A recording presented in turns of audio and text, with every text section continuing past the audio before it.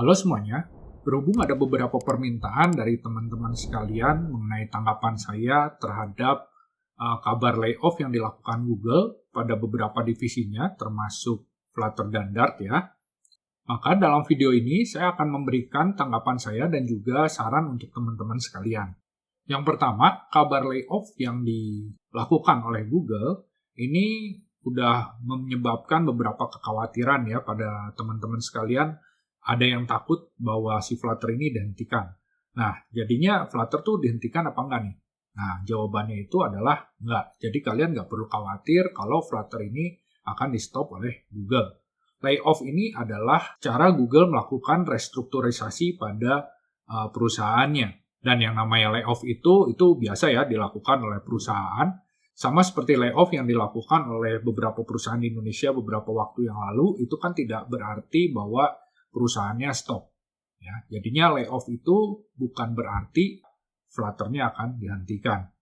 Kita juga sudah mendapatkan klarifikasi dari Michael Thompson, yaitu salah satu product manager dari Google, bahwa tidak ada perubahan rencana pada Flutter dan semua akan tetap berjalan sesuai dengan roadmap yang sudah dibuat. Bahkan Seth Led, salah satu product manager di Google juga, itu sekarang bergabung ke dalam tim Flutter. Jadi, kabar bahwa Flutter ini dihentikan itu tidak benar ya, karena ini justru malah ada product manager lain yang dibawa ke tim Flutter. Lalu jika kalian menonton Google I.O. 2024 2 hari yang lalu, Google juga mengumumkan beberapa update pada Flutter dan Dart, yaitu hadirnya Flutter 3.22 dan juga Dart 3.4. Jadi saya harap kalian tidak lagi takut atau termakan isu-isu yang tidak jelas kebenarannya ya. Lalu yang kedua, teknologi itu berkembang dengan cepat. Kita juga nggak bisa meramal masa depan. Yang sekarang ada, besok bisa nggak ada. Jadi jangankan Flutter, Kotlin, React Native, dan sebagainya. Bisa aja beberapa waktu ke depan malah Android atau iOS yang nggak ada. Itu kan nggak ada yang tahu ya. Atau jangan-jangan device mobile sudah digantikan dengan device yang lain. Jadi sebagai orang IT, bahkan sebagai manusia, kita harus terus-menerus belajar untuk mengupgrade diri kita. Kita harus siap menerima perubahan, karena tidak ada sesuatu yang kekal di dunia ini kecuali perubahan itu sendiri. Lalu bagaimana nih kita sebagai orang IT untuk mempersiapkan diri kita supaya lebih mudah menerima perubahan? Jangan belajar hal-hal teknis tanpa menguasai konsep-konsep fundamentalnya.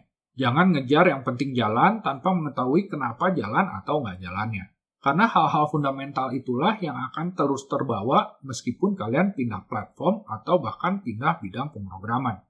Teknologi bisa berganti, platform bisa berganti, bahasa pemrograman juga bisa berganti.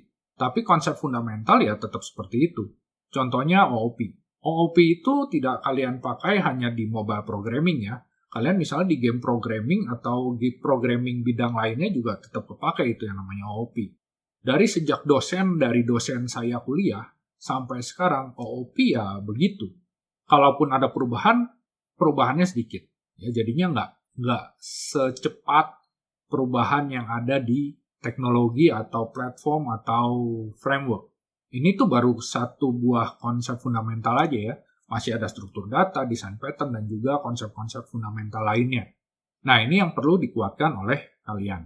Jadi jangan tergiur oleh godaan tutorial atau apapun yang menjanjikan kalian menjadi hero dari zero hanya dalam sekian jam dan juga gaji 2 digit sambil duduk cantik dan minum kopi di kafe.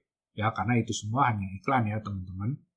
Sedangkan kehidupan di IT itu tidak semanis itu. Jadi kita tetap harus belajar, tetap harus mendorong diri kita untuk terus upgrade diri. Semoga video ini dapat memberikan sedikit pencerahan pada teman-teman semua.